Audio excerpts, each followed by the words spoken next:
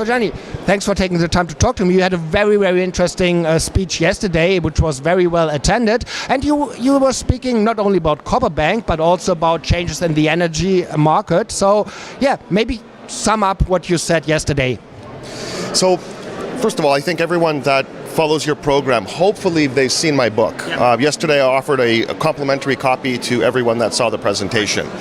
It's also very important to look at what did I discuss last year and what has occurred.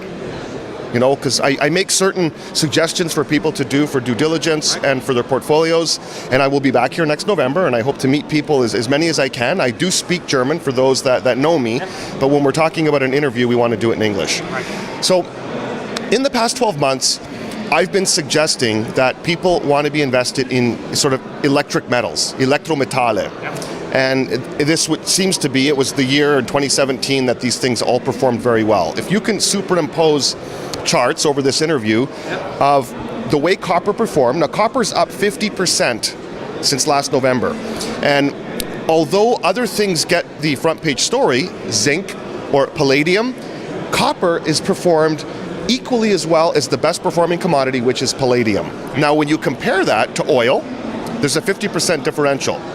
Gold, 50% differential. Silver, 55% differential. The difference is, what has performed the best? Obviously lithium and cobalt stocks. So take the market value of any one of those companies and then you compare it to a junior copper company.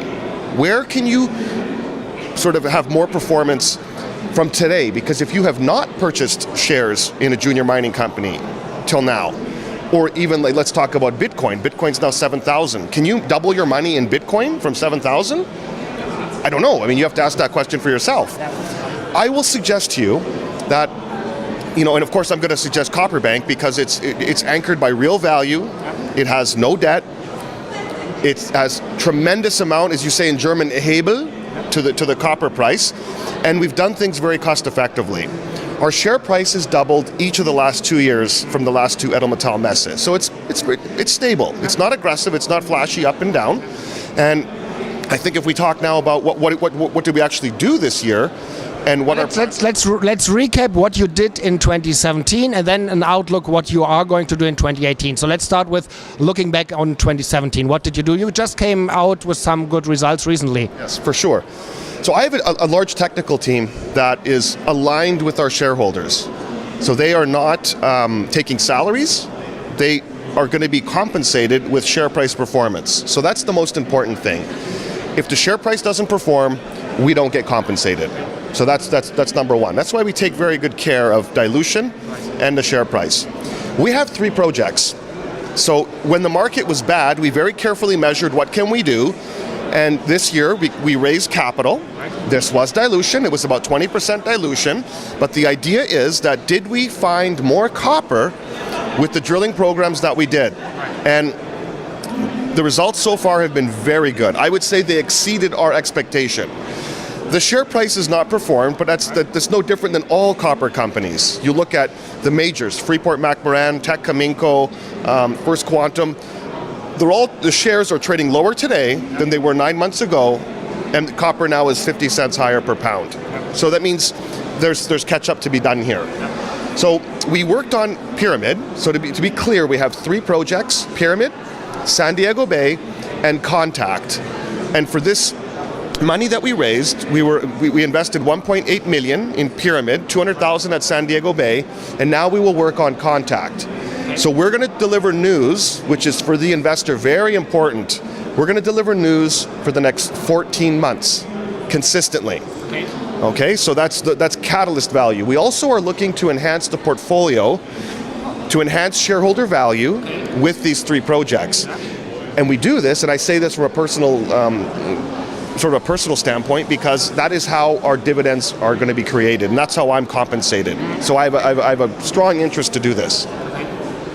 No, that's very interesting, and yeah, I totally agree. Yeah, you have been when we were in the depression of the market, you guys were smart enough, yeah, to keep the projects in good standing, but not spend too much money in the ground because you would not have gotten any reward. Now, as you indicated, the market, the copper price, yeah, is moving up, but still good results are not reflected in the share price appreciation. And I totally agree, and that's what I urge you to do. Yeah, if you haven't watched the video that I'm going to link that around this video, the long video which I did with Gianni, it will be around this. Watch this video. You get an insight on all the projects in detail, and yeah, there's a lot of catch-up potential, yeah, for lack of a better term, yeah, in the CopperBank share price right now.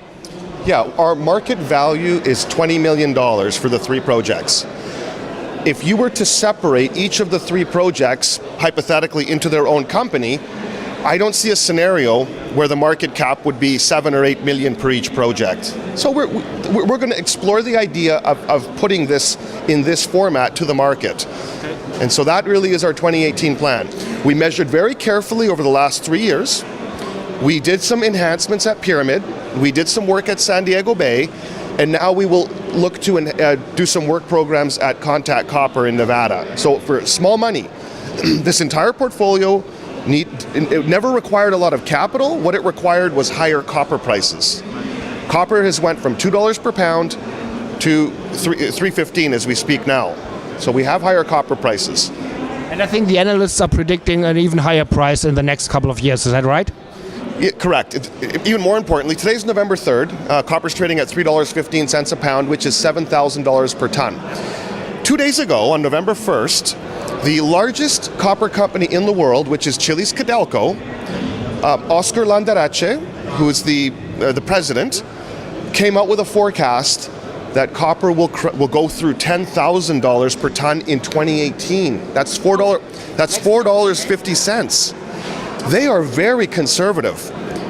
They believe the copper shortage, the Kupferverknappung, which everyone is anticipating to come maybe in 2019 or 2020, he is suggesting it's already here. And now we will see this reflected to the copper price.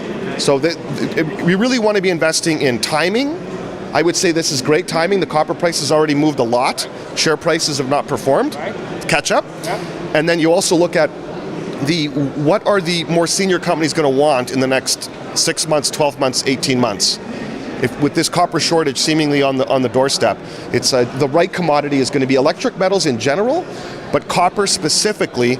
And then you look, where can I have the most performance? Which shares have not actually tripled or quadrupled in value? Don't get caught in a trap. And where the management is fully aligned with the outside shareholders. Right? So absolutely. That's what I can say. That's really an important point that you mentioned, right? Because with a lot of the other juniors around here, yeah, they are not aligned with the individual shareholders. So, yeah, I'm going to catch up with Gianni in January, definitely, at the Cambridge House Show. Yeah, that's only 3 months ago, in 3 months. And in the meantime, again, I will link to the book, will be around this article, link to our old video interview. And yeah, so if you have any questions, yeah, just let me know and I will talk to Gianni and we'll get them answered. So for now, thank you very much. Thank you, Mike.